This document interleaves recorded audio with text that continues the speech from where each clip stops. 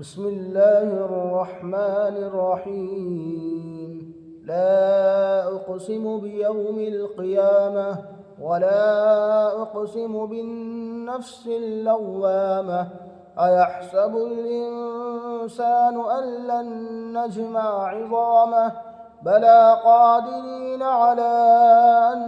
نسوي بنانه بل يريد الإنسان ليفجر أمامه يسأل أيان يوم القيامة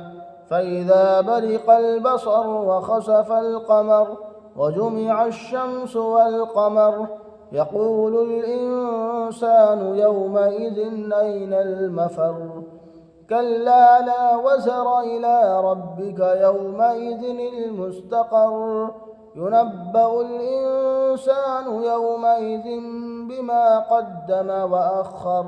بل الإنسان على نفسه بصيرة ولو ألقى معاذيره لا تحرك به لسانك لتعجل به إن علينا جمعه وقرآنه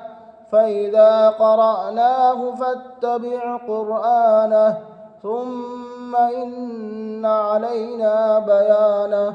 كلا بل تحبون العاجلة وتذرون الآخرة وجوه يومئذ ناظرة إلى ربها ناظرة ووجوه يومئذ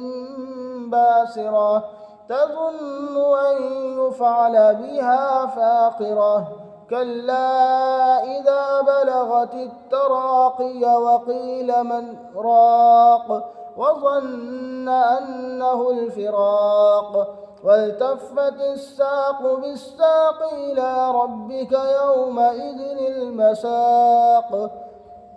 فلا صدق ولا صلى ولكن كذب وتولى ثم ذهب إلى أهله يتمطى أولى لك فأولى ثم أولى لك فأولى أيحسب الإنسان أن يترك سدى ألم يك نطفة من مني يمنى ثم كان علقة فخلق فسوى فجعل منه الزوجين الذكر والأنثى أليس ذلك بقادر على أن يحيي الموتى